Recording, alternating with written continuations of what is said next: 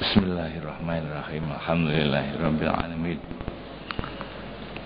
Wassalatu wassalamu ala asyrafil mursalin Sayyidina wa maulana Muhammadin wa ala alihi wa sahbihi ajma'in. Amma ba'd.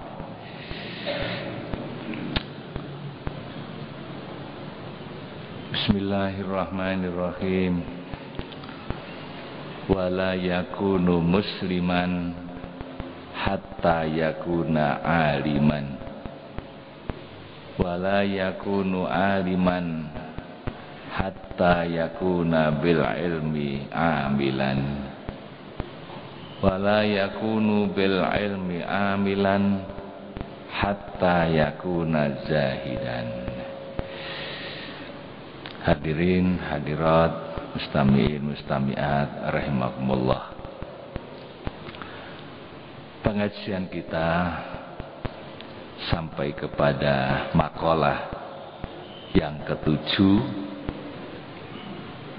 yaitu berasal dari junjungan kita Nabi Agung Muhammad sallallahu alaihi wasallam. Beliau menyatakan bahwa tidaklah seorang hamba Allah, baik di langit maupun di bumi, tidak disebut sebagai orang mukmin hatta yakuna wasulan, kecuali apabila orang itu kasih sayang kepada manusia. Belum disebut mukmin kalau belum kasih sayang kepada manusia.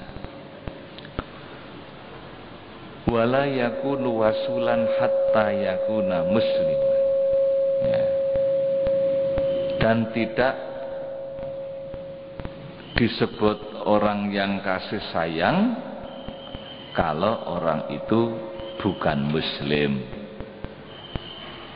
Jadi tidak disebut mukmin kalau belum berbuat baik, kasih sayang kepada manusia, dan belum disebut orang yang berbuat baik kepada manusia kecuali apabila orang itu muslim. Wala yakunu musliman hatta yaslaman nasu min yadihi wa lisanihi. Selanjutnya orang itu belum disebut sebagai muslim kecuali apabila dia itu tidak mengganggu orang lain, baik dengan tangannya maupun dengan lisannya. Jadi baru disebut muslim apabila dia itu tidak menyakiti orang lain, baik dengan lisannya maupun dengan tangannya. Dengan lisannya misalnya mencaci, menghina, menggibah, mengumpat, atau menyakiti hati orang lain. Atau dengan tangannya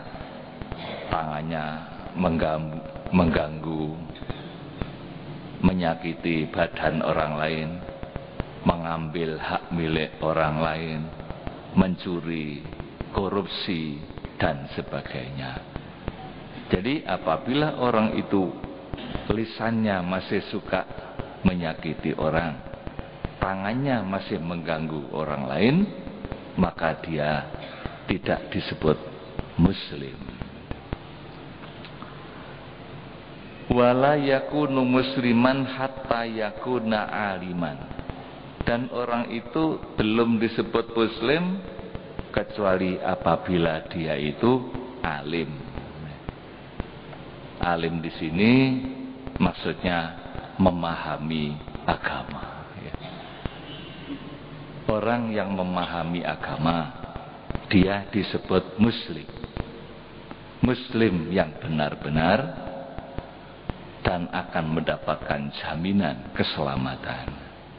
Kalau hanya muslim mengaku sebagai seorang muslim tapi kok tidak memahami agama, maka dia masih belum disebut muslim yang baik.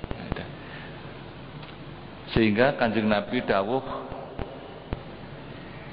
apabila Allah menghendaki seseorang itu baik, selamat di dunia maupun akhirat, faqahahum fiddin. Orang itu diberikan pemahaman terhadap agama. Man yuridillahu bihi khaira. Barang siapa yang dikehendaki oleh Allah menjadi orang yang baik, dalam keadaan bahagia selamat dunia akhirat, faqahahu fiddin, maka Allah memberikan pemahaman terhadap agama. Ya. Allah memberikan pemahaman terhadap agama itu bukan berarti orang itu asalnya tidak ngerti, tahu-tahu ngerti. Itu tidak, mana mungkin. Nah, kecuali kalau para nabi, mereka ilmunya ilmu laduni gitu ya. Langsung oleh Allah diberikan tanpa belajar, tanpa sekolah, tanpa mondok, tanpa ngaji. Itu para nabi ya.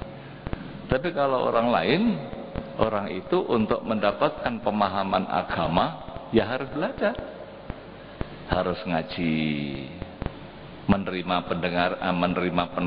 penerangan dari orang lain, dari para ulama.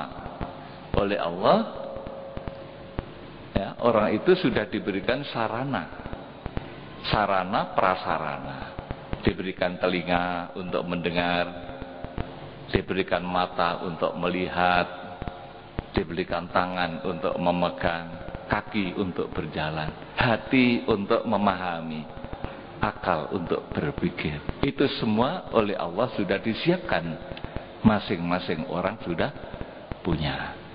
Maka tidak ada alasan nanti pada hari kiamat orang itu tidak ngerti agama, gitu ya.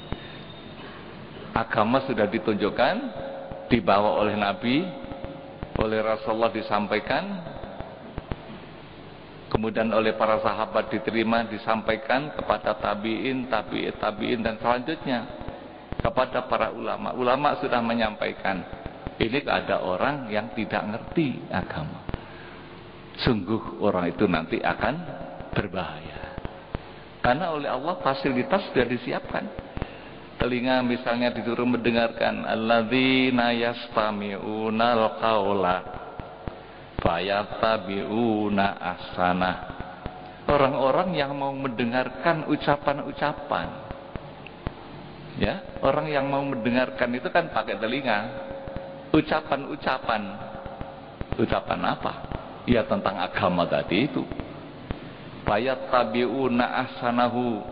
Setelah dia itu mendengarkan ucapan-ucapan baik-baik tadi, maka dia mengikuti kebaikan itu. Itu kata Allah dalam Al-Quran. Oleh karena itu, marilah keluarga kita jangan sampai ada yang tidak ngaji sehingga tidak paham terhadap agama. Nah, ya. Kalau zaman dulu orang tua-tua kita sangat-sangat memperhatikan anak-anaknya supaya ngaji, jangan sampai anak tidak ngaji. Ya, sekarang ini sudah mulai berubah. Ya. Sebagian orang sudah memilih untuk anaknya itu tidak ngaji tapi belajar komputer. Gitu. Anak tekun di hadapan komputer, di hadapan laptop, sudah tidak berminat lagi kepada Al-Quran. Ini sungguh bahaya. Sungguh bahaya. Sehingga anak itu tidak paham tentang agama. Bahkan kadang-kadang Al-Quran saja tidak bisa. Gitu. Maka ada hadis yang menyebutkan barang siapa yang diberikan rezeki anak tapi tidak bisa membaca Al-Quran, tidak dididik dengan Al-Quran, setiap anak itu nanti berdosa, orang tuanya ikut. Orang tuanya katut dosa itu. Oleh karena itu kepada umat Islam kita serukan, marilah monggo silakan belajar komputer, belajar laptop, tapi mempelajari agama wajib ain gitu. Kalau teknologi tidak wajib. Misalnya ada orang mati tidak bisa teknologi, dia tidak dosa, dia tidak akan masuk neraka. Tapi kalau ada orang mati tidak ngerti agama, dosa. Ya itu yang bahaya itu. Maka kita harus memelihara diri kita dan memelihara keluarga kita masing-masing dari api neraka. Kan Allah sudah menyampaikan dalam Al-Quran, ya ayyuhalladzina amanu qu anfusakum wa ahlikum naro. Wahai orang-orang yang beriman, peliharalah dirimu dan keluargamu dari api neraka. Ya. Kalau kemarin saya sampaikan bahwa Kota Malang ini ranking kedua secara nasional, angka perceraian terbanyak secara nasional sesudah Indramayu. Indramayu nomor 1, Kota Malang nomor 2. Setiap hari ada 3 sampai 4 keluarga yang berantakan. Suami istri cerai, anaknya jadi korban. Gitu. Jadi Malang ini yang disebut kota yang sejuk ijo royo-royo katanya. Ternyata rumah tangganya seperti itu. Ini gara-garanya apa? Gara-garanya kurang memahami agama. Kanjeng Nabi sudah dawuh, idza aradallahu bi ahli baitin khaira faqahahum fiddin. Jadi sama dengan tadi itu. Apabila Allah menghendaki rumah tangga itu bahagia, maka apa? Lebih dahulu orang itu diberikan kemauan dan kemampuan untuk belajar agama. Faqahahum fiddin. Nah, kalau sudah memahami agama, orang itu baik, rumah tangganya bagus, tidak suka bertengkar. Ya. Berikutnya kan ada 4 itu ya, mempelajari agama terus menerus. Yang kedua rukun. Jadi rumah tangga itu rukun. Oleh Allah dijadikan rukun. Yang muda menghormati yang lebih tua, yang lebih tua sayang kepada yang muda. Itu yang kedua, rumah tangga bahagia itu begitu. Kemudian yang ketiga, di dalam mencari rezeki tidak ngoyo. Wa razaqahumur rizqa fi ma'isyatihim wal qasda fi nafaqatihim. Di dalam rangka mencari rezeki itu ekonomi, tidak dihabiskan waktunya gitu. Tidak habis waktunya. Kadang-kadang ada orang waktunya dihabiskan hanya untuk mencari uang, keluarganya tidak pernah diperhatikan. Akhirnya apa? Anaknya keleleran, tidak ngerti apa-apa, karena tidak pernah ketemu sama orang tuanya. Orang tuanya jarang memperhatikan anaknya. Karena apa? Begitu pulang sudah malam, anaknya sudah tidur, gitu ya. Sudah payah, gitu ya. Ini rumah tangga tidak bisa bahagia, gitu. Maka kata Rasulullah, kalau cari rezeki yang sedang-sedang aja lah. Diatur waktunya bekerja mencari rezeki silakan. Istirahat, pulang, ngatur rumah tangga itu. Maka tidak akan terjadi insya Allah rumah tangga itu berantakan. Dalam rangka mencari rezeki, rezekinya oleh Allah akan ditanggung. Diberikan kemurahan rezeki, kalau sudah dapat rezeki, sedang-sedang saja di dalam membelanjakan harta itu. Tidak obral, ya, sehingga dihabiskan hanya untuk berpoya-poya, tapi digunakan untuk kebaikan. Gitu. Kemudian yang keempat, rumah tangga bahagia itu wabassarahum uyubahum fayatubu minha. Masing-masing keluarga itu diberikan kesadaran tentang kesalahannya gitu. Suami sadar kalau dia salah, kemudian minta maaf pada istri. Istri sadar kalau dia itu salah, minta maaf pada suami. Rukun itu. Jadi tidak boleh mentang-mentang domeh suami sepertinya tidak pernah salah, domeh istri sepertinya tidak pernah berdosa gitu ya. Maka ini saya kira untuk membetulkan, memperbaiki rumah tangga yang rusak itu ya. Maka 4 ini yang harus dijadikan pedoman.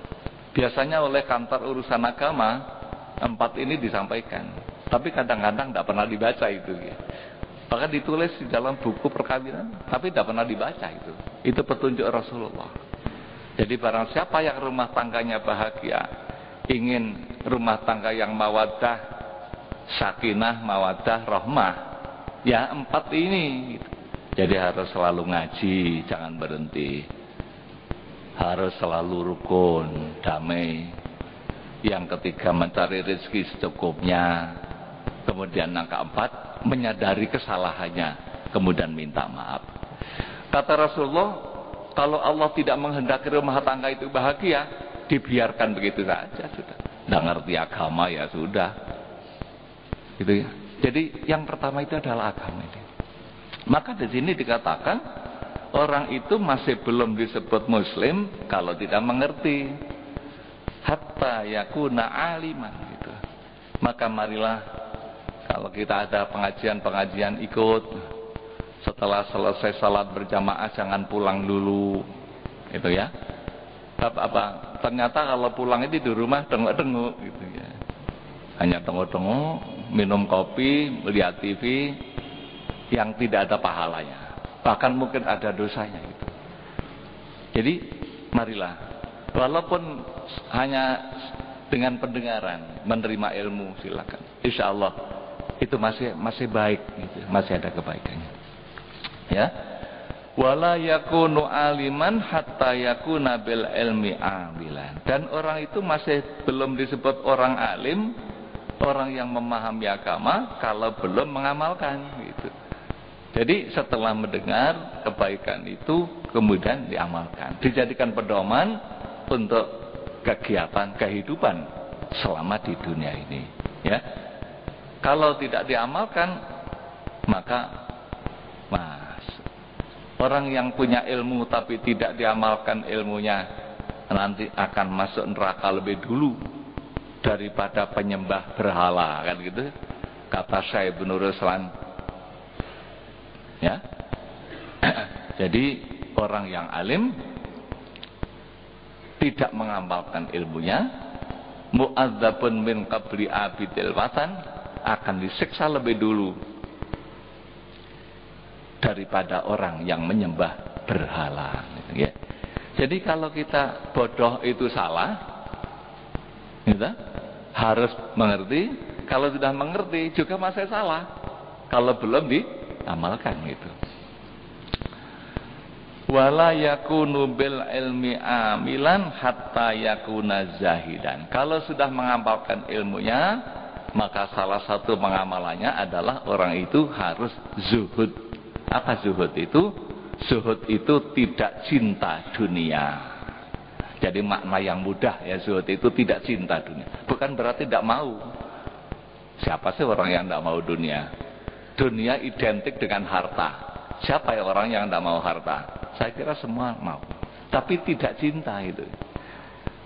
Kalau kebetulan dia itu diberi oleh Allah harta, alhamdulillah, digunakan untuk ibadah, dikirim ke surga, tidak ditumpuk-tumpuk, nah itu namanya zuhud. Gitu? Kalau dia masih belum menerima, dia tidak merasa kekurangan oleh Allah, nanti akan diberi rezeki itu namanya zuhud. Ya, tidak hatinya itu terlalu sibuk dengan urusan dunia, karena rezeki itu sudah dibagi oleh Allah. Itu pengertian daripada zuhud ya. Bukan berarti orang zuhud itu tidak mau harta. Nabi Sulaiman itu orang yang terkaya di dunia, tapi di samping itu orang yang paling zuhud di dunia. Di sini diterangkan wazuhdu utawi kang aran zuhud iku tarku rohatid dunia, tinggal keenaan dunya, tolaban krana amrih lirohatil akhirati, maring kepenake akhirat. Jadi dia itu tidak enak-enak dengan hartanya itu, tidak untuk bersenang-senang, berpoya-poya, ya, digunakan untuk amal agar supaya nanti enak di surga. Maksudnya begitu. Kenapa? Kenikmatan di dunianya sementara, sedangkan kenikmatan akhirat untuk selamanya, kan gitu. Jadi sungguh sayang kalau ada orang yang hartanya ditumpuk-tumpuk, wah, diusap-usap, wah, diatur rapi, tidak pernah dikeluarkan. Setelah mati dia tidak bawa, dia tidak membawa apa-apa. Yang dibawa hanya amal. Uangnya ditinggal, rumahnya ditinggal, mobilnya ditinggal, amal yang dibawa, kan gitu. Nah, orang yang mati tidak membawa amal, bagaikan orang yang terjun ke laut tanpa perahu. Begitu kata Sayyidina Abu Bakar As-Siddiq. Ya, man dakhalal qabro bi ghairi amalin kaman dakhalal bahra bila sabinatin. Barang siapa yang mati tidak membawa amal, sama dengan orang terjun ke laut tanpa perahu. Nah, ya bahaya tuh. Ya mati, tenggelam gitu. Maka masuk ke dalam kubur harus membawa amal. Gitu ya, amal. Katakan Nabi, orang mati itu diantarkan oleh 3 komponen. Yang pertama diantarkan oleh keluarganya, teman-temannya, saudara-saudaranya. Yang kedua oleh harta bendanya. Yang ketiga oleh amalnya. Ikut ke dalam. Nah, setelah sampai di kubur, yang 2 pulang gitu. Saudaranya, temannya semuanya pulang, mobilnya juga dibawa pulang, kemudian amalnya hanya 1 ini yang ikut ke kubur. Oleh karena itu harus dipahami bahwa orang itu tidak memilih numpuk-numpuk harta, tapi hartanya digunakan untuk amal gitu. Lirohatil akhirah. Oleh Al-Quran, oleh Allah Subhanahu Wa Taala sudah sering kita baca, bal tu'thinunal hayatad dunya wal akhiratu khairu wa abqa. Kan itu ya. Ya, kenapa kamu kok memilih dunia? Bal tu'thirunal hayatad dunya. Anda hanya memilih kehidupan dunia. Padahal kehidupan dunia hanya sementara. 60, 70, 80 sudah jarang. Setelah itu mati. Ya, wal akhiratu khairun. Sedangkan akhirat itu jauh lebih indah, jauh lebih bahagia, wa abqa, dan lebih kekal. Itu Al-Quran. Maka di sini diajarkan oleh para sufi, orang itu harus zuhud, tidak cinta dunia. Wala yakunu zahidan, lan ora nono sapa wong abdu, ya boleh, hamba Allah iku zahidan aran wong kang zuhud, ya, hatta yakuna sehingga ono sapa wong iku warian wong kang wirai. Orang itu belum disebut zuhud kalau tidak wirai. Apa wirai itu? Di sini dijelaskan wal wara mulazamatul a'malil jamilah, netepi pira-pira amal kang bagus. Jadi tetap dia itu berbuat baik. Ya, yang tidak baik ditinggalkan, yang baik dikerjakan. Itu namanya wirai. Menjaga diri dari dosa. Ya, itu namanya wirai. Mulazamatul a'malil jamilah. Terus menerus sampai mati. Matinya husnul khotimah. Ya.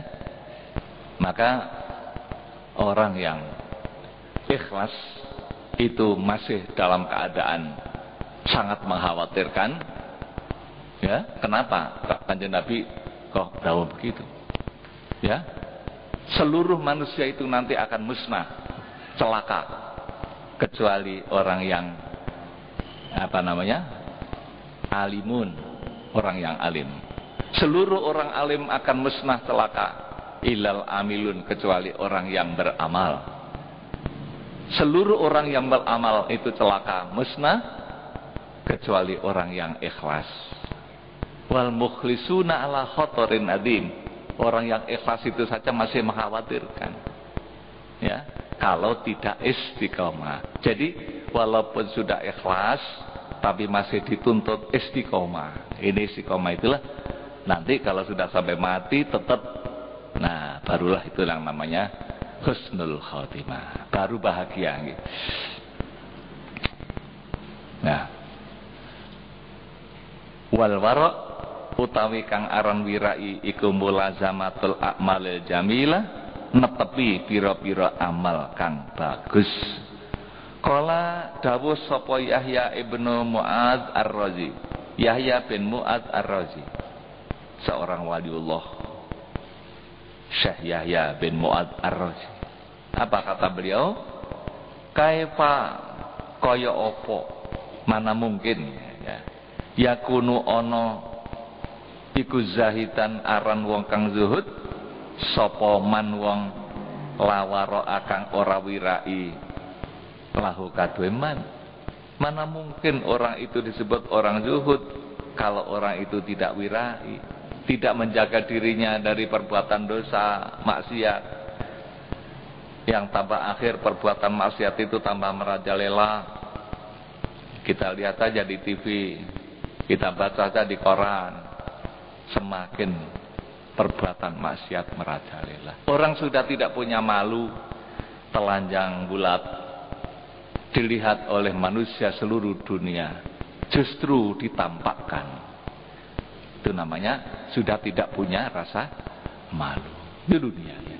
Orang sudah gelap hatinya, sehingga dengan kegelapan hati orang itu sulit untuk membedakan ini benar, ini salah, ini bagus, ini jelek, tidak bisa. Maka kata Kanjeng Nabi dawuh, badiru bil a'malis sholihah, cepat-cepatlah kamu sekalian amal soleh. Fasatakunu fitanun kaqita'il lailil mudlim, nanti kamu akan mendapati suatu zaman, zaman itu gelap bagaikan potongan-potongan malam. Itu kata Rasulullah ya. Dan namanya gelap itu kan sulit membedakan, tidak ada lampu, tidak apa-apa, gelap. Lewat di jalan gelap, kita tidak bisa membedakan apa ini batu, apa itu kotoran sapi, karena gelap.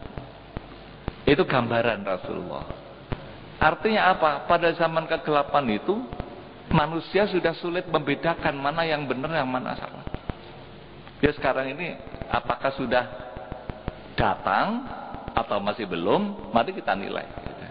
Orang yang mestinya bertugas untuk perangkat keadilan, untuk menegakkan keadilan, sekarang ini diadili gitu. Coba ada. Saya tadi baca sedikit Jawa Pos, jaksa tersangka, coba lagi. Ini kan berarti kan sudah kuali itu.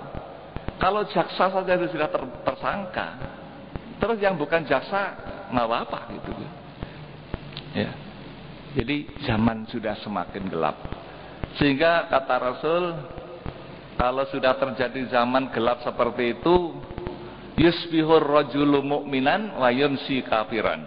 Ada orang pagi-pagi masih mukmin, sore sudah kafir. Wa yumsi mu'minan wa yusbihu kafiran. Kemarin sore masih mukmin, tadi pagi sudah kafir. Itu Rasulullah menggambarkan semacam itu pasti terjadi. Gitu. Nah mungkin Kanjeng Nabi bilang seenaknya, tidak. Kanjeng Nabi tahu. Oleh Allah ditunjukkan nanti akan terjadi suatu zaman seperti itu. Oleh karena itu cepat-cepatlah kamu amal soleh, kata Rasul. Kamu akan mendapatkan zaman seperti itu. Yabi'ur rajulu dinahu bi'aradin minad dunya. Ada orang yang menjual agamanya dengan potongan harta dunia. Agamanya dijual. Jadi agama itu lebih mahal harta. Ya. Jadi dia jual agamanya. Jadi surganya dijual dengan neraka itu. Itu saya kira Sekarang ini kok sudah semakin banyak. Agamanya dikorbankan demi sesuap nasi, gitu ya. Padahal dia sudah kaya, tapi masih juga kekurangan seperti itu. Ini namanya zaman kegelapan. Kalau zaman Kanjeng Nabi dulu belum lahir itu dinamakan zaman kegelapan pertama. Kemudian oleh Allah Subhanahu wa taala Kanjeng Nabi diperintahkan membawa kebenaran agama sehingga terang. Sekarang gelap lagi itu. Gelap lagi seperti gambaran Kanjeng Nabi. Maka dinamakan istilahnya, kalau zaman sebelum Kanjeng Nabi itu zaman jahiliyah, sekarang jahiliyah. Tapi dinamakan jahiliyah modern. Wah, zaman jahiliyah modern. Ya. Jadi para Bapak Ibu, itulah apa yang disampaikan oleh para ulama. Semuanya itu adalah berdasarkan ajaran Rasul. Beliau mengatakan, Syekh Yahya bin Mu'ad Ar-Razi, mana mungkin orang yang zuhud itu dinamakan zuhud kalau dia tidak wirai, tidak menjaga dirinya dari perbuatan dosa. Oleh karena itu kata beliau, tawarra amma laisa laka, wirai sira saking barang kang ora nono kaduwe sira. Jadi kalau Anda itu tidak punya, maka wirai. Ya, jadi belum punya, ya sudah wirai aja, dijaga dirinya. Jangan sampai neko-neko, ya, ngakali orang, mencuri, korupsi dan macam-macam. Jadi tawarruk, disuruh wirai, suruh memelihara diri apabila Anda masih belum punya. Terus kalau sudah punya, ya, thumma izhad fima laka. Kemudian apabila Anda sudah punya, zuhud. Nah, gitu. Jadi kalau belum punya itu wirai, kalau sudah punya zuhud. Itu ajaran wali, ya, ajaran para sufi. Jadi kalau kita belum punya diperintah wirai, menjaga diri. Kalau sudah punya zuhud, jangan cinta dunia. Berikan, pakai untuk ibadah, harta kekayaan, Anda akan beruntung. Gitu ya. Entah. Berikutnya lagi kata Rasul, ya, ini kan makalah yang ke-7 ini dari Kanjeng Nabi. Wala yakunu lan ora nono sapa abdu iku warian aran wong wirai hatta yakuna sehingga ana sapa abdu iku mutawadian wong kang andap asor, ya. Orang itu masih belum disebut wirai apabila tidak tawadhu. Tawadhu itu rendah hati, merasa rendah hatinya, bukan hina, bukan. Tawadhu itu artinya rendah hati, bukan rendah diri lain. Kalau rendah diri hina, tapi rendah hatinya rendah. Ya, Kanjeng Nabi itu orang yang paling tawadhu di dunia. Tidak ada orang yang melebihi tawadhunya Kanjeng Nabi. Ya, sampai terhadap anak buahnya Kanjeng Nabi itu tawadhu. Memang itu oleh Allah diberikan contoh. Waqfid janahaka liman ittaba'aka minal mu'minin. Hei Muhammad, waqfid janahaka itu artinya umpama orang itu punya suwiwi, sayap itu disuruh merendahkan, ya. Jadi rendah. Jadi Kanjeng Nabi itu terhadap orang-orang, ya, kepada siapapun Kanjeng Nabi itu sangat-sangat tawadhu. Nah, orang yang tawadhu, rendah hati, oleh Allah dinaikkan, diangkat derajat. Sebaliknya orang yang sombong oleh Allah dijatuhkan. Ya seperti iblis lah, ya. Iblis itu kan orang yang sombong, disuruh sujud kepada Nabi Adam, hormat, tidak mau. Padahal yang nyuruh Allah itu. Usjudu li Adam, sujud kamu semua, hai malaikat. Waktu itu iblis ada di kelompok malaikat. Ya, fasajadu illa iblis. Semua malaikat sujud kecuali iblis. Ketika ditanya mama akala pas sudah itamartuka, kenapa kamu kok tidak sujud padahal itu perintahku, kata Allah. Apa kata iblis? Khalaqtani min nar wa khalaqtahu min tin.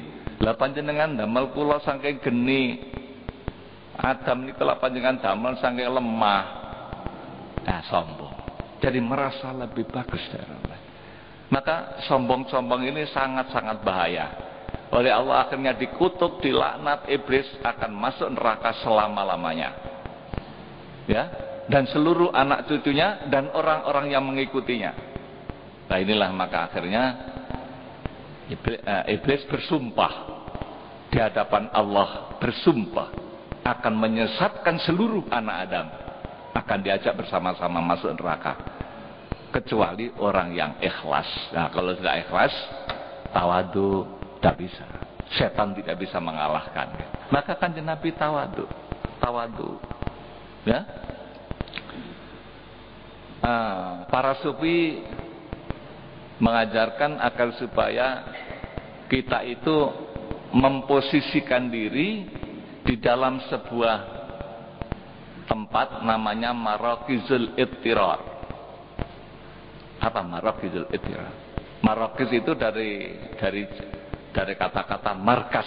Jadi markas itu pusat suatu tempat, ya, di mana kita itu harus memposisikan di situ. Di mana kita merasa sangat hina, merasa sangat lemah, merasa sangat miskin di hadapan Allah yang maha kuasa, maha mulia, maha kuat. Jadi kita di posisi yang paling hina, Allah di posisi yang paling mulia. Itu kalau kata para sufi ya. Nah, kalau sudah seperti itu, terus menerus orang merasa begitu, oleh Allah diberikan pertolongan. Orang itu diberikan kekuasaan, diberikan kemuliaan, diberikan kekayaan oleh Allah. Jadi orang itu tidak boleh sombong. Ya. Baiklah, Anas bin Malikin, ini ada riwayat hadis saking Anas bin Malik kala ngendika sapa Anas, kana ana sapa Rasulullah sallallahu alaihi wasallam iku yaudu nyambangi sapa Kanjeng Nabi al-maridha ing wong lara. Kanjeng Nabi itu kalau ada orang sakit disambangi, itu namanya bentuk daripada tawadu, nyambangi orang sakit. Mungkin di rumah atau mungkin di rumah sakit, kalau ada kesempatan disempatkan, itu Kanjeng Nabi begitu. Wa yusayyu atau yashi'u al janaiza, ngiringake pira-pira jenazah. Jadi bentuk-bentuk tawaduknya Rasulullah. Wa yarkabulan nunggang sapa Kanjeng Nabi al khimar ing khimar. Kendaraannya sangat-sangat sederhana. Khimar itu kuda yang kecil. Itu dinaiki oleh Kanjeng Nabi. Ya. Wa yujibu lan nyembadani Kanjeng Nabi dakwatal abdi ing undangane hamba.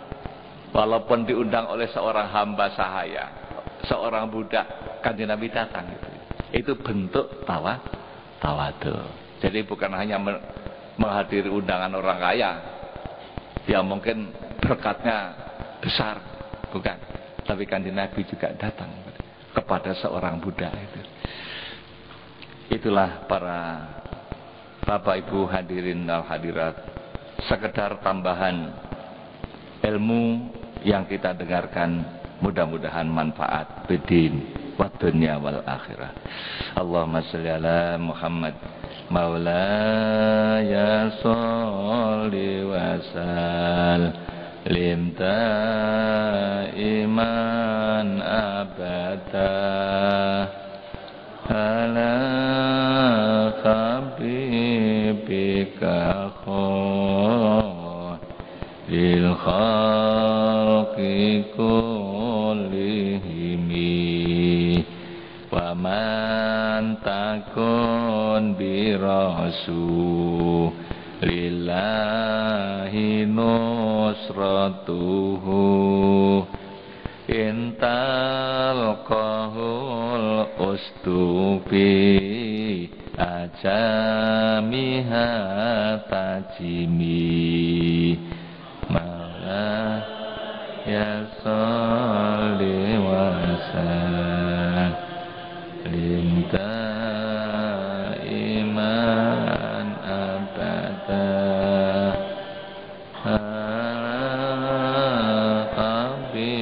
habibika khairil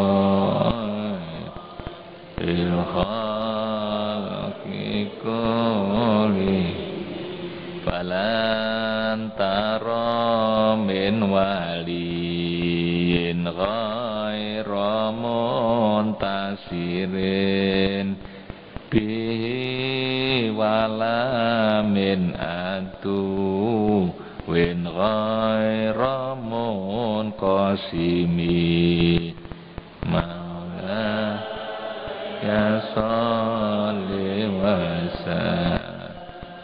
sallim daiman abada ala habibika khairil khalqi kullihim wal habibul ladzi turja syafa'atuhu likulli ha'im milad awali muqtahami ya Rabbi bil Mustafa baligh maqasidana waghfir lana ma mabah ya wasi'al karami Allahumma fa'na bima 'allamtana wa 'allimna ma yanfa'una ya Allah. Allahumma zidna ilman nafi'a wa qalban munawwara wa fahman sahiha wa lisanan nasiha wa i'tiqadan yaqina. Allahumma ij'alna 'aliman fi ilmik wa shalihan fi ibadatik. Rabbana atina fid dunya hasanah wa fil akhirati hasanah wa qina adzabannar. Wa sallallahu ala sayyidina Muhammadin wa ala alihi washabbihi wasallam. Walhamdulillahirabbil alamin. Assalamualaikum warahmatullahi wabarakatuh.